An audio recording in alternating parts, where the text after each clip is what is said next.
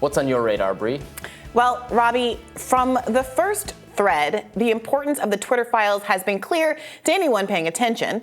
The first release, reported by independent journalist Matt Taibbi, detailed requests from powerful politicians and celebrities to delete tweets and have Twitter impose their censorious whims. And a pattern of requests from the Biden team were highlighted as especially pernicious. Although from that very first drop, Taibbi was clear that both the Trump White House and the Biden White House took advantage of what he described as tools for controlling speech. Taibbi was clear that the system was not balanced. As he wrote, it was based on contacts because Twitter was and is overwhelmingly staffed by people of one political orientation. There were more channels, more ways to complain, open to the left, well, to Democrats, than the right. This, according to Taibbi, resulted in a slant in content moderation decisions. And the most visible mistake made by Twitter was censoring the Hunter Biden laptop story as fake news, despite the fact that internal emails show that Twitter moderators did not believe the story violated Twitter's own guidelines. As I said, the significance of this reporting has been obvious to anyone paying attention. Not only was it a newsworthy story involving a presidential candidate's family suppressed in the lead up to a general election, additional Twitter file reporting revealed the following: that Twitter quietly assisted the Pentagon's covert PSYOP operations, that the pharmaceutical industry lobbied Twitter to shape content around vaccine policy, and that secret shadow banning of subversive accounts was rampant.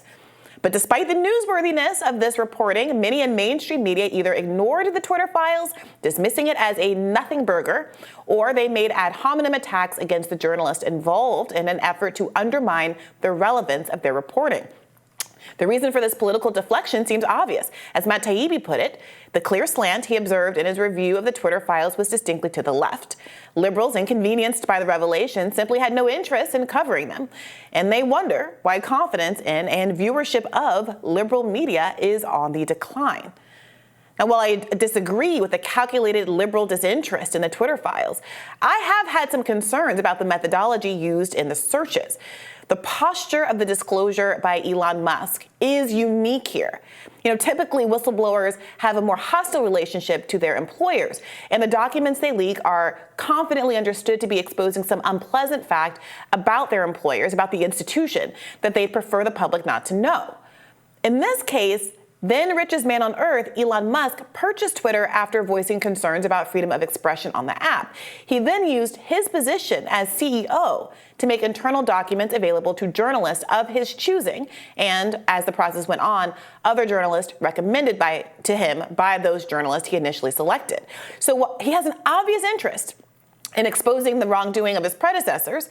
Unlike a traditional whistleblower, however, he also has an interest in preserving the financial viability of his own multi-billion-dollar company. And as someone who has openly articulated a preference for conservative politics and whose personal brand is increasingly associated with more right-leaning public figures, he also has an obvious interest in making public those documents that confirm his perception that Twitter isn't just censorious, but that it has been targeting the right. Now, it's perfectly possible that that's the truth. I think Taibbi is obviously right that Twitter staff and leadership has historically been left-leaning.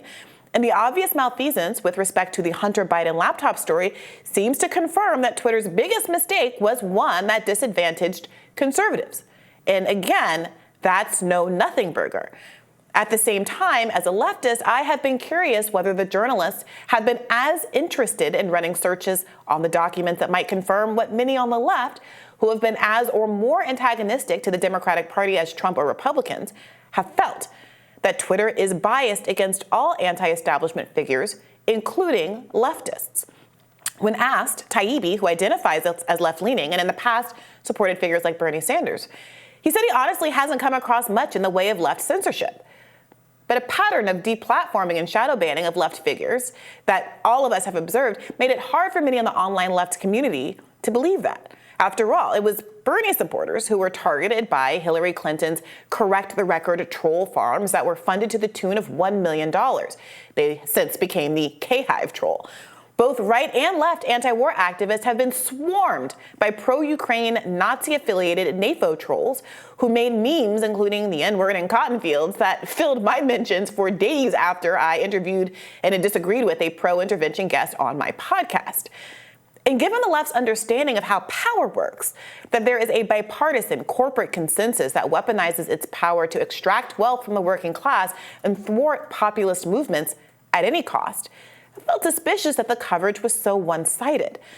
And given my experience conducting document review processes as a corporate lawyer for 6 years, I was also more skeptical about the document disclosure process than the journalists involved in the Twitter files seemed to be.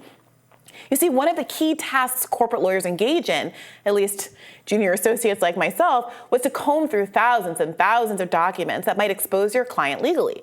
You are required to turn over documents in the context of a lawsuit that are responsive to specific document requests made by your opposing counsel. There are some exceptions to what you have to disclose, including privileged communications between clients and their attorneys. But much of the litigation process is consumed with debates over what each side can fairly request and whether they can exclude other kinds of documents. For example, can we exclude various date ranges, or can we exclude personal emails? Can you filter out emails that include a personal email like a Gmail address? Or is there a case to be made that because a client sometimes emailed things to their Gmail, you can't actually exclude all personal email? Is the client searching their entire document database? Were files deleted in anticipation of litigation? I mean, there's a whole industry built up around document forensics to ensure that corporations don't lose legal loopholes to withhold documents that could provide evidence of their own wrongdoing. So, when I hear the Twitter files journalists say that they're confident they were able to search everything because the search results they requested were returned to them very quickly, too quickly to say filter out inconvenient documents, I gotta say it strikes me as somewhat naive. On a recent episode of my podcast, even attorney Glenn Greenwald expressed some hesitation about the process, saying that he probably would not have felt totally comfortable, to be honest, with the way the Twitter files were done, because he's not willing to be manipulated by the possibility that people are handpicking what they want him to see or don't want him to see. I probably would not have felt totally comfortable, to be honest, with the way in which it was done. In the sense that they were the guardians of the information, and the only information that you end up getting is information they decide to give you. And I'm not willing to kind of be manipulated by the possibility that people are handpicking what they want me to see or don't want me to see, because that can end up causing me or putting me in the position where I'm unwittingly serving as a spokesperson for an agenda that is not mine. All right, so all of this buildup brings me to the ongoing hearings on the Twitter files. Initiated by Republicans who are now in control of the House, the intent of the hearings was ostensibly to force the public to pay attention to what I agree has been important reporting and to reckon with the liberal bias at play on social media sites. But the hearings took a somewhat different turn. Testimony revealed that the Trump administration routinely asked Twitter to take down posts they objected to, including a tweet from way too online model Chrissy Teigen, in which she called Trump, well, I'll just play the clip for you. On September 8th, 2019, at 11:11 p.m., Donald Trump heckled two celebrities on Twitter, John Legend and his wife Chrissy Teigen, and referred to them as the musician John Legend and his filthy-mouthed wife, unquote. Ms. Teigen responded to that email at 12:17 a.m., and according to notes from a conversation with you, Ms. Navaroli's counsel, your counsel, the White House almost immediately thereafter contacted Twitter to demand the tweet be taken down. Is that accurate? Thank you for the question. In my role, I was not responsible for receiving any sort of request from the government. However, what I was privy to was my supervisors letting us know that we had received something along those lines or something of a request. In that particular instance, I do remember hearing that we had received a request from the White House to make sure that we evaluated this tweet and that they wanted it to come down because it was a derogatory statement directed towards the president. They wanted it to come down. They made that request. To my recollection, yes. I thought that was an inappropriate action by a government official, let alone the White House. But it wasn't Joe Biden about his son's laptop. It was Donald Trump because he didn't like what Chrissy Teigen had to say about him. Is that correct? Yes, that is correct. My. I can't repeat what Chrissy Teigen tweeted, but imagine grab him by the blank, followed by a synonym for tookus, followed by a word for a female dog. As one former aide to a senior Trump administration official told Rolling Stone, it was strange to see when all of these investigations were announced because it was all about the exact same stuff we had done when Trump was in office.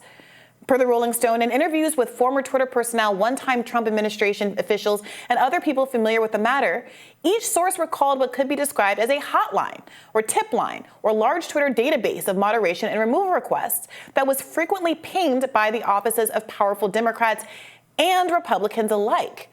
Now, to be clear, the secret censorship by the government exacted via social media accounts is an issue no matter what party is doing it. I'm not as dismissive as the man in that clip was about how, well, we're harping on the Hunter Biden laptops. The Hunter Biden laptop was important. But it's worth asking whether Twitter Files journalists were sufficiently skeptical of Elon's motives and disclosures, and whether in exposing legitimate truths via their reporting, they were also useful idiots for Elon's own political project.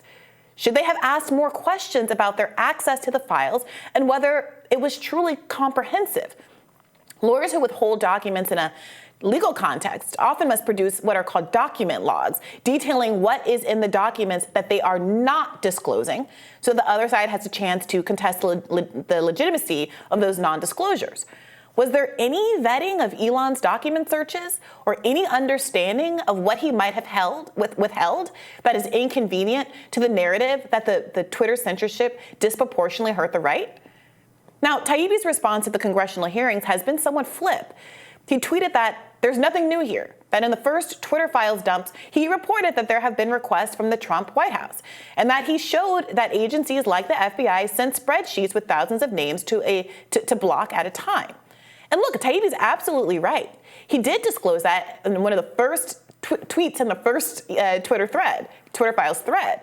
But Matt's framing of the Twitter Files has clearly indicated that Twitter influence was disproportionately from the left.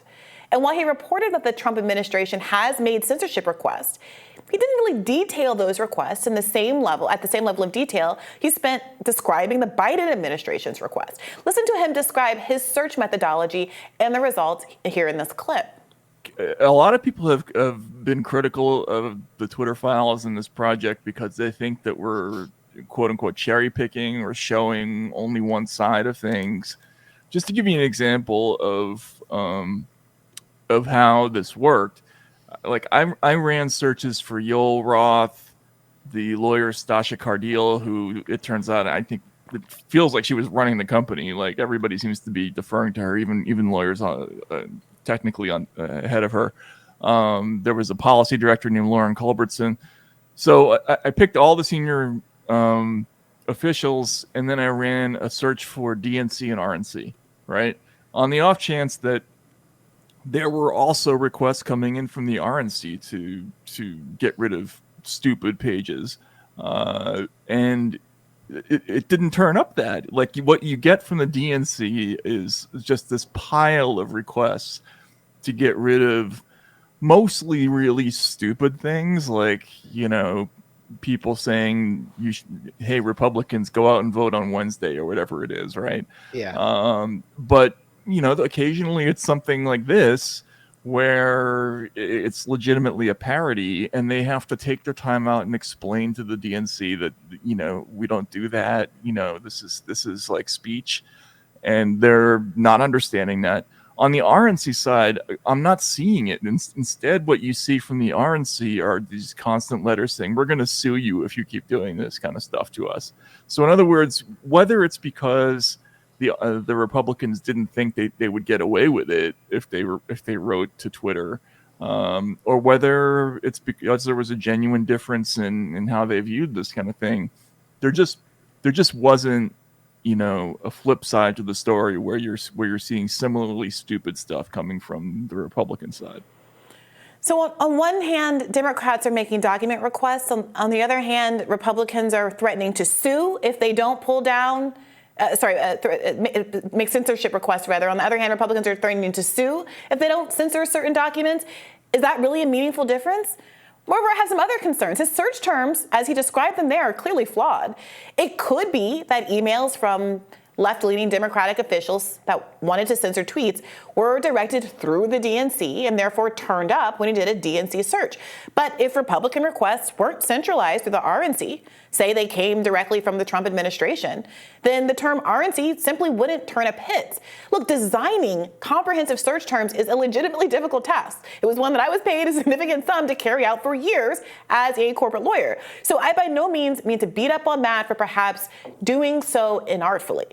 But between unsophisticated search criteria and the lack of transparency around what document trove these searches are actually even being applied to in the first place, I think it's somewhat irresponsible to make, at this stage, such strong claims about the political bias that's allegedly proved by the Twitter files. As one Twitter user wrote in response to Matt Taibbi after yesterday's hearings, they gave you some information, held from you a lot of information, then you proceeded as if you had unfettered access and wrote what now seems as a highly subjective account. I think they pulled one on you, to be honest. And in response to criticism that he should have reported on the Teigen request specifically, the Chrissy Teigen request, Taibbi responded, "I didn't see it and don't have it. I was, however, told by sources there had been requests from the Trump White House, which I reported even though I didn't have the actual text."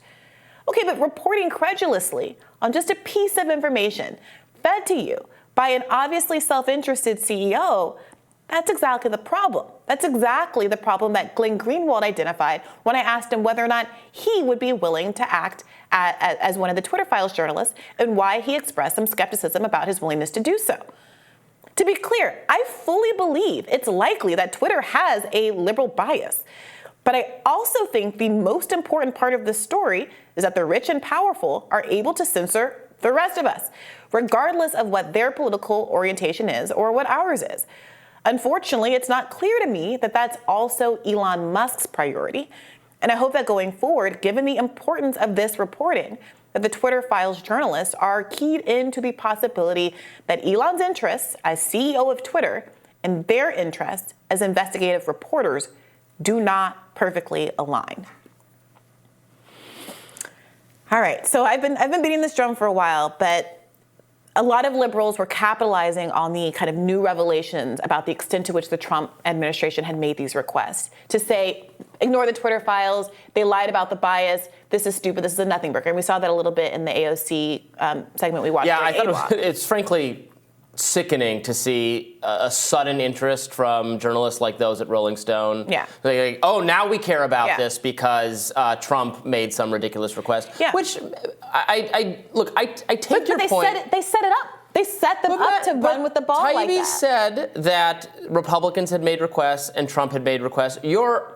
I don't totally disagree with you. The same level of detail, of like laborious detail, has not been done by Twitter Files people on exactly what the Trump team was doing. Although some of this gets confusing because like a bunch of the FBI requests we're all objecting to are done under the Trump administration. Sure. So they're not, again, it's not all, even what we're all kind of objecting to isn't necessarily partisan, it's deep state type intelligence people. Yeah, the blob is but I read the Rolling Stone story, and I think it's actually characteristic of some bad journalism I've seen from this magazine in the first place. It's all anonymous sources. It's all, people, who knows, that they're supposedly talking to in Republicans. But if you read closely, what they're saying is that, and you mentioned the threat of the lawsuits, it's mostly, the Republican requests are mostly threatening behavior in response to stuff of theirs being taken down. Sure. Where they're saying, how dare you take this down? So I'm not saying, I also think that's improper. I think the communications between government and social media needs to end entirely, whether it's the FBI, the CDC, the White House, Republicans, et cetera. It's improper. But I think there is something slightly different character, even if it's also improper, between Democrats, the FBI, et cetera, saying, we want this content taken down. How dare you leave it up? Look, and Republicans saying, please leave our content up. Stop taking us down. Maybe there is. And in the Rolling Stone story, it says that characterizes most of the Republican opposition. And maybe there is, and that's fine. I said, I think three times in this radar, I think it's likely that Twitter had a left bias. That's not really my problem.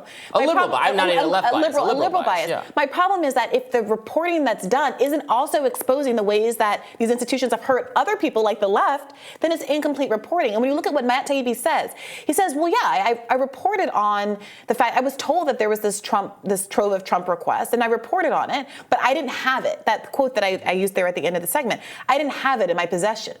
Well, okay, so you're telling me you were made aware of that there were documents that showed that the Trump administration was making these kinds of requests. Those documents were not disclosed to you. You reported on it in a summary fashion. You just passed on that information without having firsthand knowledge of what it actually was, and didn't feel the need to do any more investigation into what the nature of those requests were, and to request more files along those lines.